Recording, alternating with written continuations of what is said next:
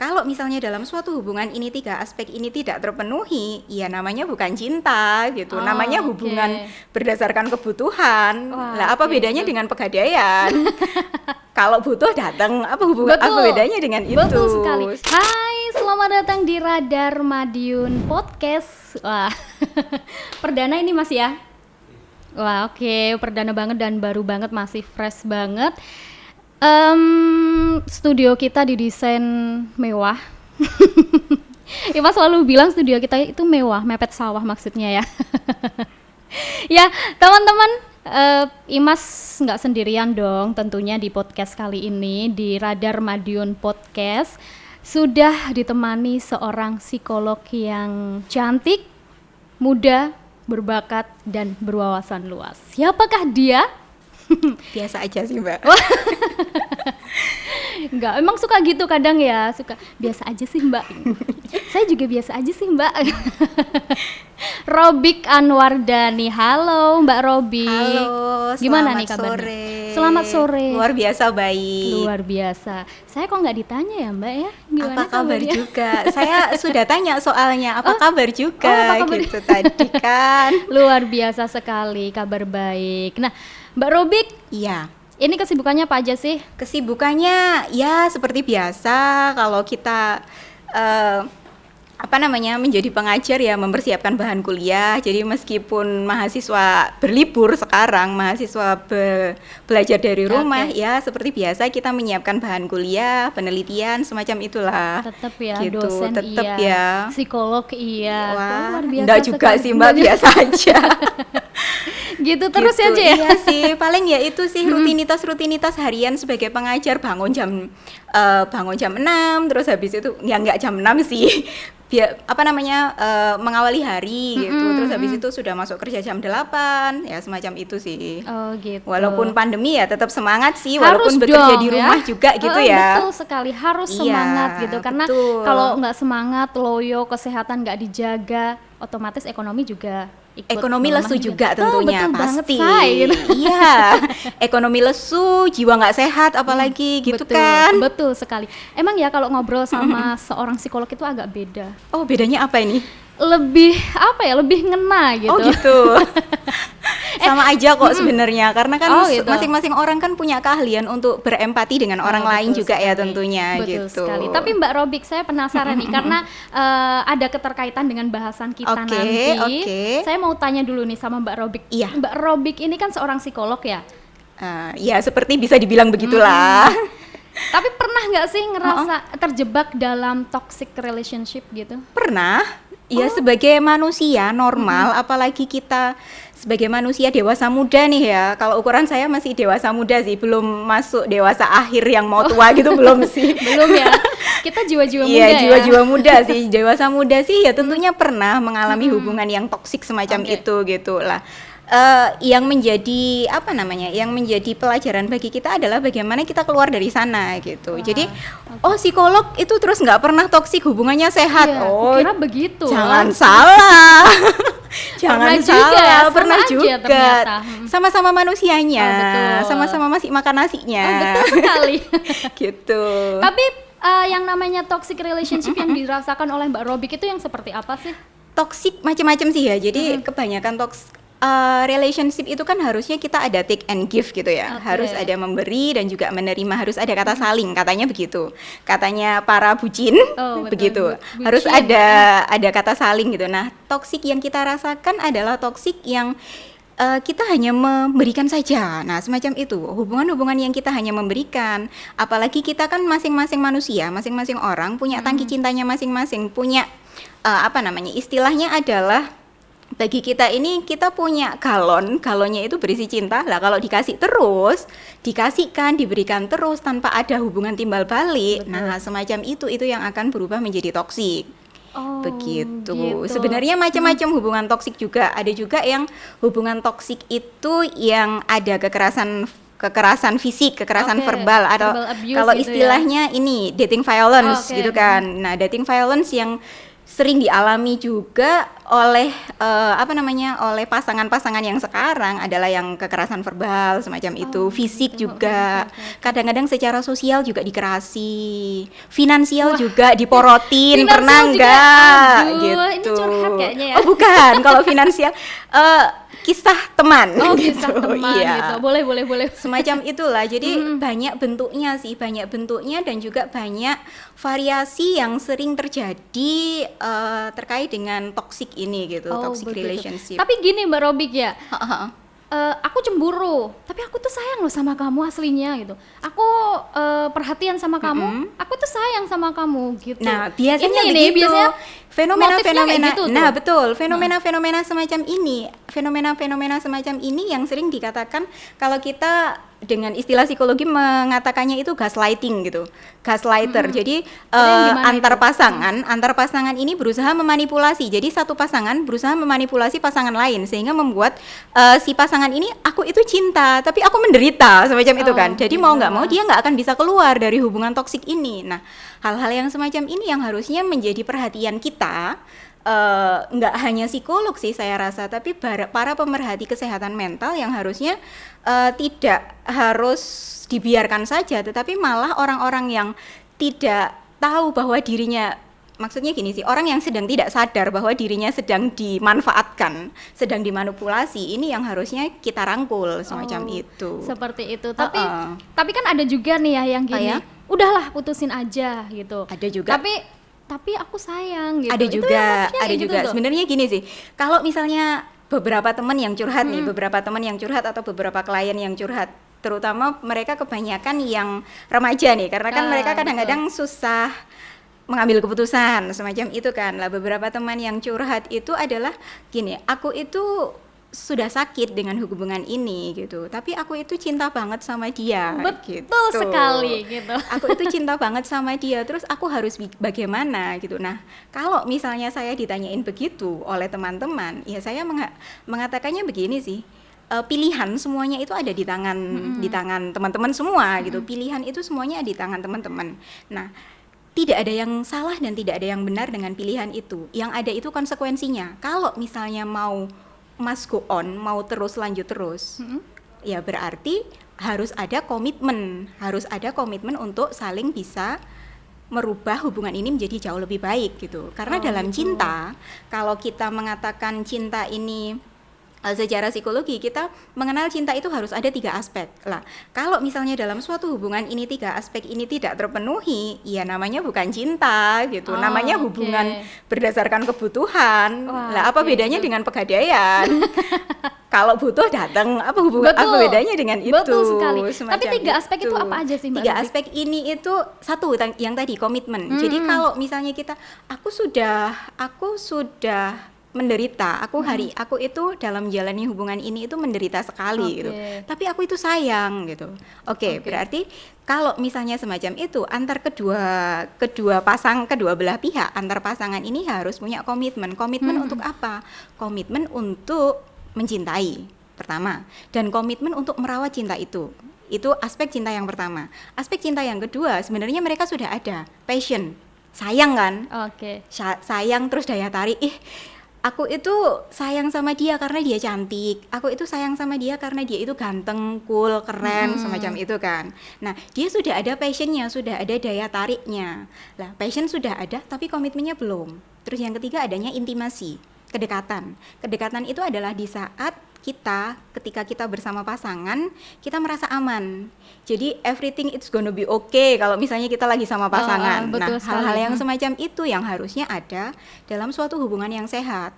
Lah, kalau misalnya dari ketiganya itu kurang nih, karena memang nggak ada hubungan yang sempurna, tapi paling tidak itu mereka itu ada antara ketiganya ini seimbang gitu loh Mbak Imas. Jadi kalau mereka antara ketiga ini seimbang, ya bisa dikatakan sehat. Tapi kalau misalnya satu nggak ada, komitmen nggak ada, apa bedanya dengan hubungan yang berdasarkan azas kebutuhan tadi? Aku butuh disayang, aku butuh dibelai, aku datang. Betul sekali. Aku butuh teman curhat, aku datang.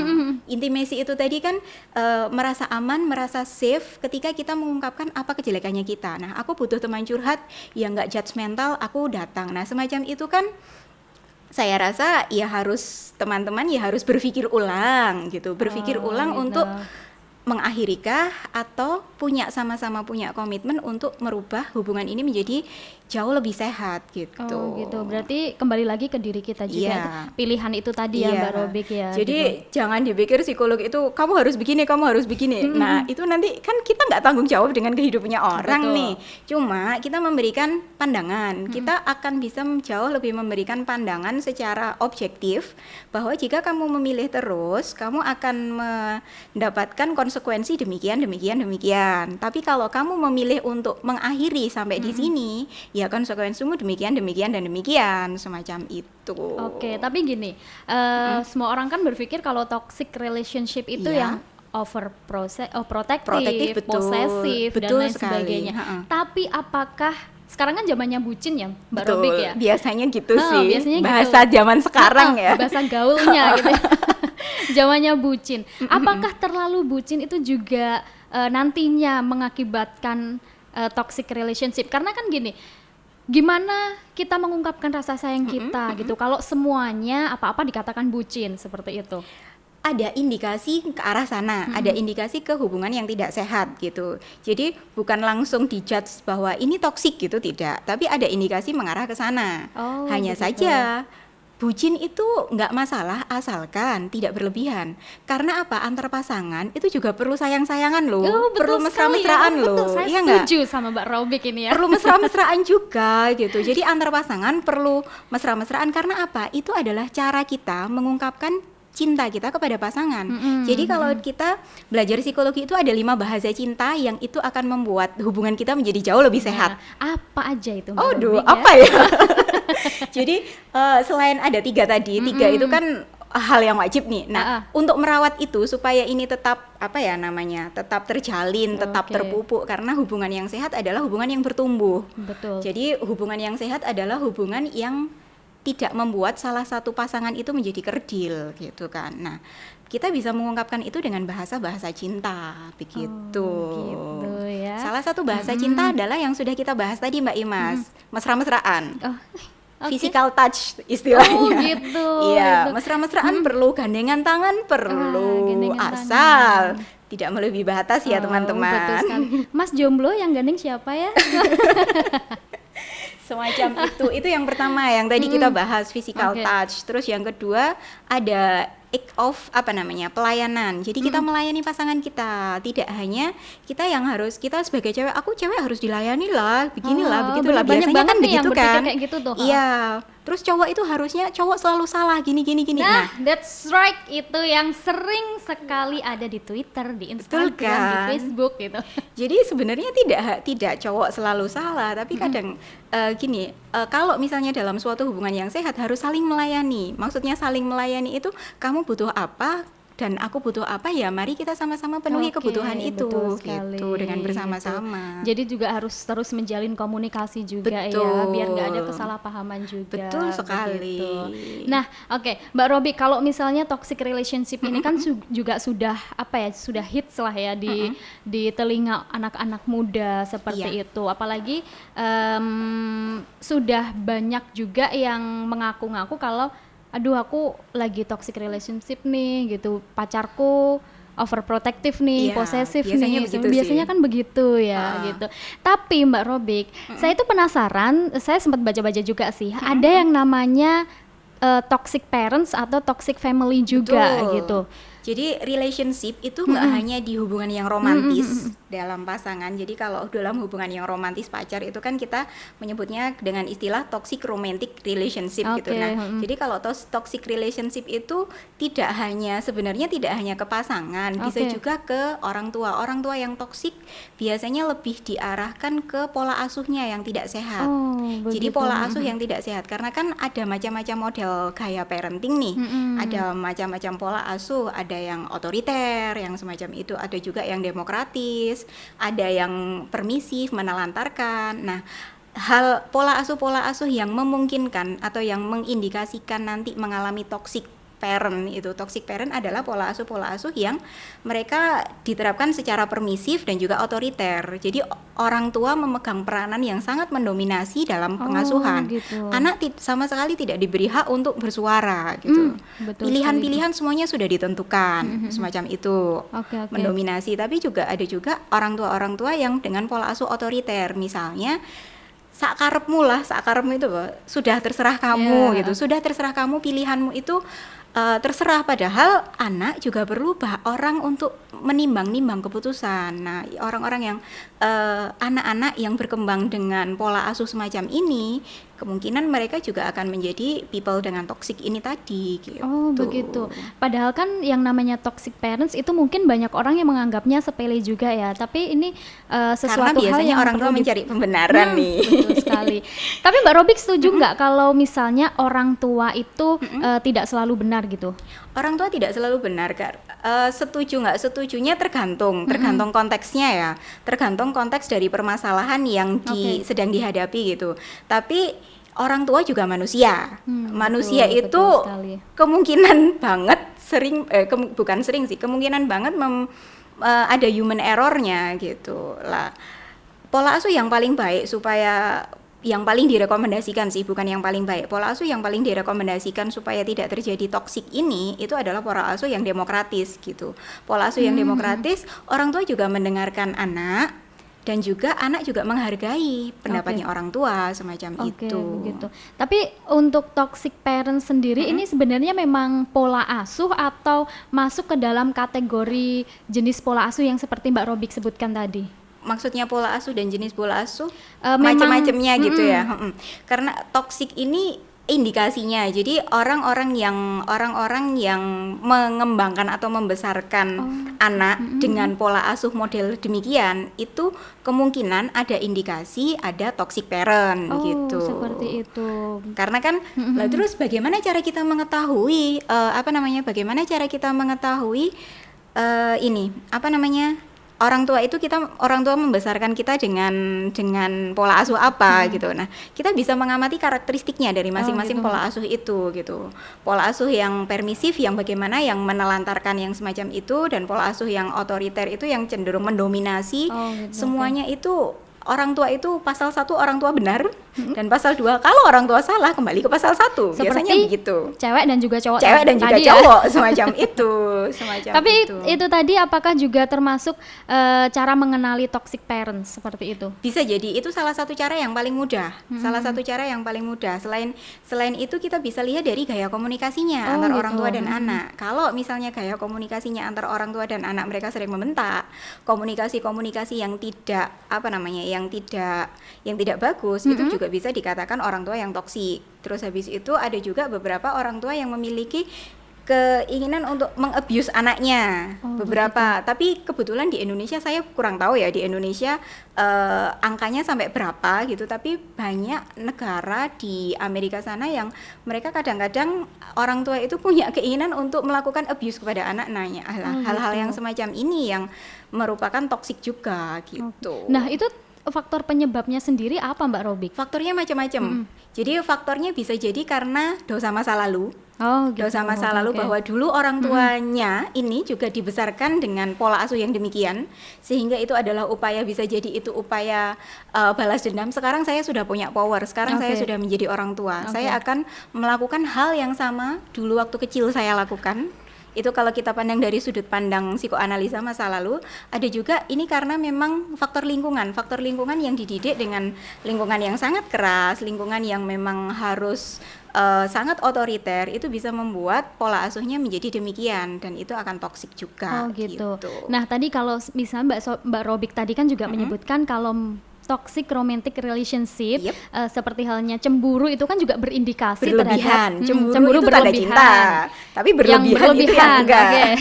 Itu kan juga indikasinya ke toxic relationship juga. Bisa jadi berindikasi Oke. ke sana. Tapi kalau misalnya orang tua yang terlalu mencintai anaknya, itu apakah juga berindikasi toxic parents? Saya punya kasus itu kebetulan. Gitu. Oke, Ada. Jadi gini, salah satu kasus yang terjadi ketika ada kita belajar di Semarang itu gini. Ada orang tua, kebetulan orang perempuan sih. Oke. Jadi perempuan. Nah, kasusnya adalah begini. Waktu kecil anak ini itu adalah anak yang sangat amat diharapkan oleh kedua pasangan ini. Sangat amat diharapkan karena apa? Sudah beberapa kali keguguran gitu. Oh, begitu. Oke. Jadi ketika anak ini lahir itu adalah benar-benar amat sangat disayang gitu, anak emas gitulah. Nah, terus habis itu kembalilah seiring berjalannya waktu, anak ini sangat amat disayang karena memang anak tunggal juga kebetulan, terus habis itu anaknya perempuan juga, sampai pada akhirnya anak ini sudah menginjak remaja dan kuliah. Apa yang dilakukan ibunya? Ikut kuliah dong. Ibunya itu ikut Iya, kuliah, ikut kuliah, ikut nganter bekal, mata pelajaran di dalam kelas. masuk duduk semacam itu. Nah, Jadi oke. pakai bekal bawa bekal makanan. Nah, orang tua yang semacam ini yang sebenarnya harusnya terus berdampak bagaimana ke anaknya? Anaknya mengalami fobia sosial tentunya karena dia tidak berani membuka diri kepada lingkungan sosialnya. Karena dia hanya tahu dan diyakinkan oleh orang tua terutama ibunya bahwa seseorang atau orang yang hanya bisa membuat kamu aman itu hanyalah mama. Oh, Nah, gitu. Oke. jadi dia diberikan indoktrinasi semacam itu sehingga dia orang lain itu semua itu adalah harus diwaspadai gitu lah. Hal-hal yang semacam ini yang menimbulkan hubungan yang toksik, addicted kan. Jadi mereka menjadi sangat ketergantungan dan itu memang mereka punya kelekatan, sangat lekat hubungan ayah dan anak dan ibu. Kalau lekat itu kan bagus. Betul. Tapi kelekatan yang semacam ini yang kita namakan kelekatan yang insecure, yang itu tidak bagus tidak bagus untuk kesehatan mentalnya gitu. Oh gitu. Nah, dengan kasus itu Mbak Robik, apakah benar kalau misalnya toxic parents itu lebih sering dilakukan oleh sang ibu atau mungkin peran seorang ibu yang terlalu dekat dengan anaknya atau gimana? Untuk prevalensinya kalau terakhir saya baca memang kebanyakan kasus-kasus ini terjadi di perempuan sih gitu. Begitu, Karena perempuan jauh lebih mengutamakan afeksinya daripada betul, kognitifnya betul. gitu. Tapi tidak menutup kemungkinan juga ada sosok ayah yang begitu juga sayang amat sangat sayang kepada anaknya dan saya juga menemui itu juga gitu. Oh, begitu. Seru sih sebenarnya kalau membahas hubungan orang tua dan anak yang semacam ini. Karena apa? Karena kita intervensinya double, memberikan perlakuannya double, tidak hanya kepada anak saja, tetapi juga orang tua juga perlu kita bangun kesehatan mentalnya juga. Betul begitu. sekali. Soalnya kan gini, banyak sekali saya sendiri juga mendengar banyak sekali di luar sana gini. Ternyata toxic parents itu kan nggak cuma marah-marah aja ke anaknya gitu, tapi juga memanjakan anaknya. Betul. Seperti itu. Banyak orang tua yang bilang, wes benilah penting anaknya gak rewel gitu. Betul. Itu gimana Mbak Robik? Karena gini, kembali lagi ke relationship pada umumnya. Relationship secara umum adalah hubungan yang itu membuat kita saling berkembang dan bertumbuh lah. Kalau misalnya orang tua dengan gaya pengasuhan yang menelantarkan dengan memanjakan, permisif yang memanjakan semacam itu, ya itu apakah kita bertanya kembali sih, apakah itu membuat anaknya bertumbuh? Apakah membuat anaknya berkembang? Oke, berkembang tetapi ke arah yang cenderung ke kiri gitu, maksudnya cenderung negatif gitu kan. Berkembangnya adalah yang ke arah positif. Kalau misalnya kita tidak bisa menjawab pertanyaan itu, anak tidak bertumbuh, anak tidak berkembang, anak malah menjadi sosok pribadi yang cenderung cemepak itu apa-apa ada, harus kalau saat saknyet gitu kan. Nah, kalau misalnya anak-anak yang semacam itu ya itu yang juga toksik juga gitu. Tapi kan nggak semua anak berani speak up Mbak Robin. Nggak berani speak up dan kadang-kadang mereka justru papaku aja sudah memanjakan aku gitu kan. Nah, itu yang menjadi lingkaran setan. Kalau misalnya dia sudah dewasa, terus habis itu dia berumah tangga, kemungkinan akan ada pola asuh yang semacam itu juga gitu. Jadi maka dari itu gini sih, edukasi kesehatan mental, edukasi tentang toksik ini memang harus benar-benar digaungkan banget Betul. gitu. Supaya karena apa? Karena tidak hanya pada pasangan saja, tetapi juga orang tua pun juga, bukan orang tua sih, semua kita manusia lah, kita manusia itu juga ada indikasi mengarah ke sana gitu lah. Bagaimana kita sebagai manusia itu untuk mengontrol itu supaya kita tidak menjadi manusia yang toksik. Oh, betul sekali. Berarti seperti yang saya sampaikan tadi, sebenarnya ini adalah banyak sekali yang menganggap ini adalah hal sepele karena mungkin bagi orang tua yaitu tadi, wis bene lah penting anakku gak rewel. Iya. Tapi ini kan permasalahan yang harus diperbincangkan dengan serius seperti betul itu. sekali. Nah, kalau sudah begitu, salah nggak Mbak Robi kalau misalnya orang tua itu minta maaf ke anaknya gitu? Nggak ada yang salah dengan permintaan maaf kok. Malah justru saya rasa permintaan maaf kalau memang benar-benar itu tulus, nggak hanya di mulut saja, itu malah justru akan membangun bonding dengan anak dengan orang tua dengan jauh lebih bagus. Anak akan gitu. menjadi lebih terbuka, anak akan lebih bisa mengungkapkan sebenarnya yang aku inginkan itu ini loh, hubungan yang semacam ini loh Ma gitu. Oh, Karena gitu. beberapa orang yang mengalami toksik ini, anak dan orang tua yang mengalami toksik, mereka tidak mampu mengungkapkan keinginan hatinya. Saya itu Betul, sebenarnya, betul. padahal keinginannya itu cuma simple, keluar jajan bakso bareng-bareng. Mm-mm. Keluar jajan bakso di depan bareng-bareng. Nah, hal-hal yang semacam itu kan simple, tapi orang tua kadang-kadang tidak bisa memberikan itu dan tidak peka terhadap hal itu gitu. Nah, kalau misalnya ada orang tua yang dengan pekanya dan dengan tulusnya meminta maaf, saya rasa itu akan menjadi suatu hal yang wow, benar-benar akan menjadi dunia akan menjadi jauh lebih indah Oke, gitu. betul sekali.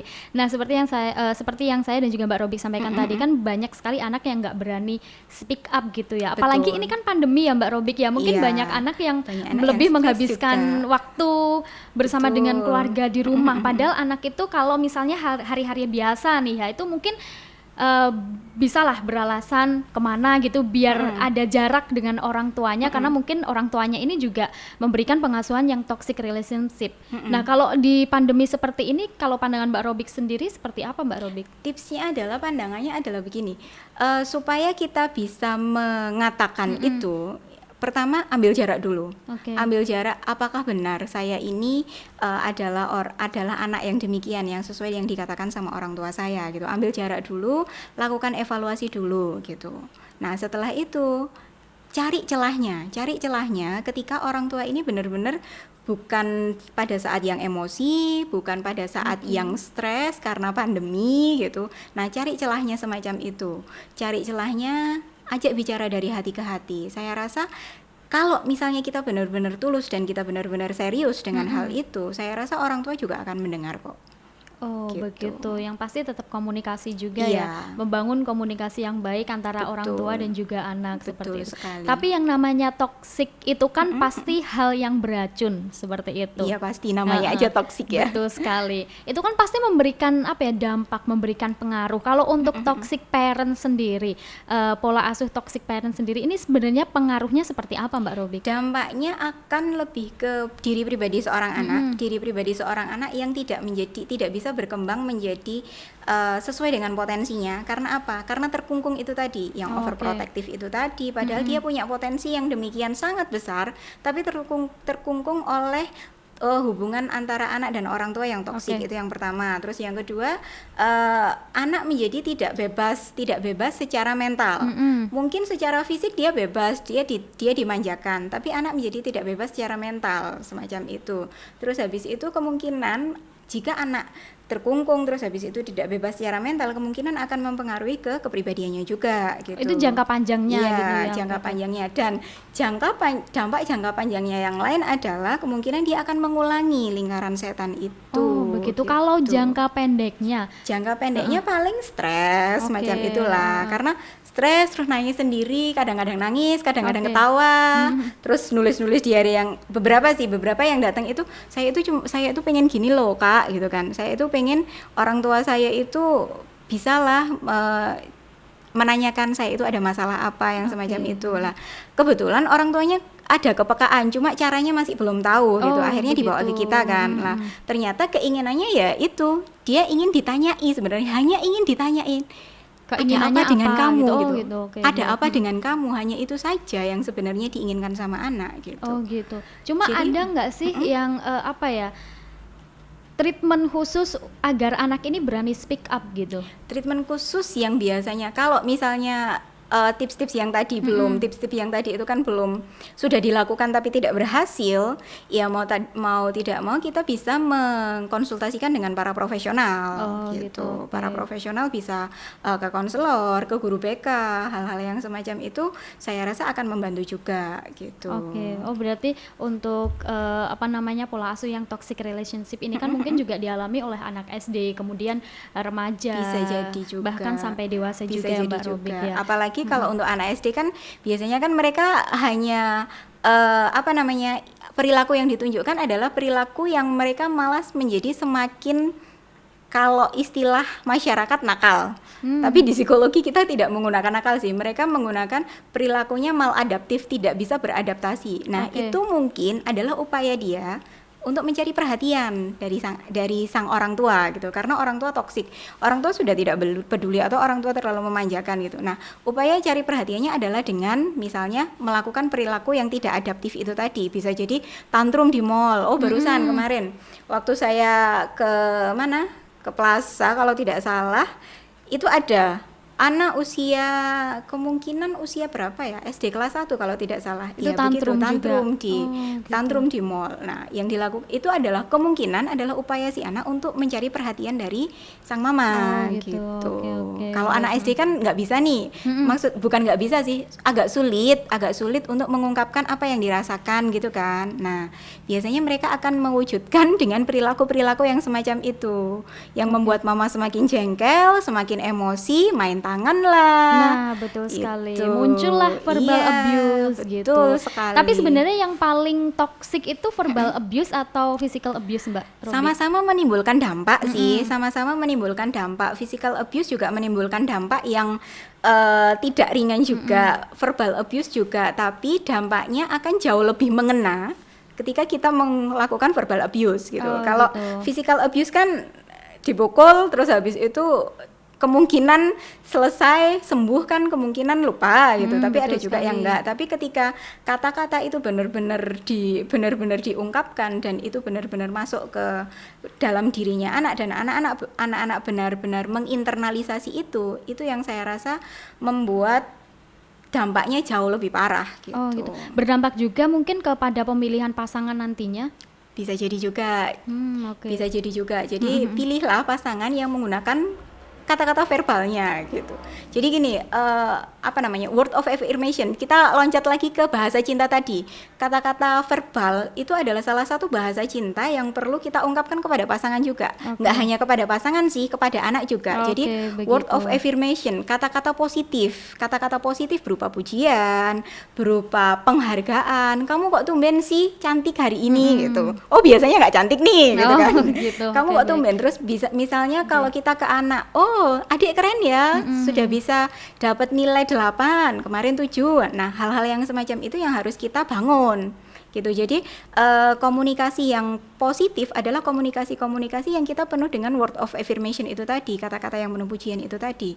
Supaya apa? Supaya si anak-anak atau pasangan kita mengafirmasi dirinya itu secara positif. Oh, ternyata saya ini layak ya dicintai, semacam itu. Oh gitu, berarti sebaiknya jadi orang tua harus ngedidik anak itu gimana biar nggak menimbulkan yang namanya toxic parents atau toxic family dalam parenting? Kalau saya ditanya begitu, biasanya saya paling menyarankan adalah gunakan pola asuh yang demokratis. Oh gitu. Bukan keras, tegas tapi tidak keras gitu.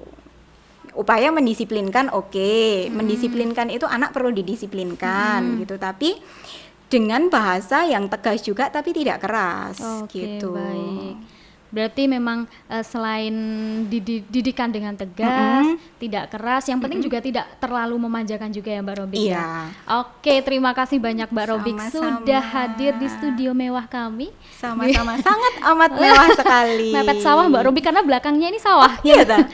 Kurang tahu juga sih sebenarnya. Mudah-mudahan kita next bisa gabung lagi ya Mbak Robik, bisa datang ke sini lagi. Atau mungkin saya lah diajak main-main. Oh boleh, silakan. Boleh mari juga jalan-jalan. Ya? Iya, jalan-jalan harus itu ya. Mari jalan-jalan. Nanti kampus tour lah. Walaupun kampusnya ya kecil sih. Nggak apa-apa, yang penting bisa buat belajar, bisa boleh. bisa melahirkan generasi-generasi Oke, bangsa gitu. boleh, Oke, boleh, sekali lagi silakan. terima kasih banyak Mbak Romi, jangan Sama-sama. kapok loh ya. Oke, nggak kapok kok. Amin, mudah-mudahan saja nggak kapok. Next, kita ketemu lagi. Saya Mas Devi, sampai jumpa.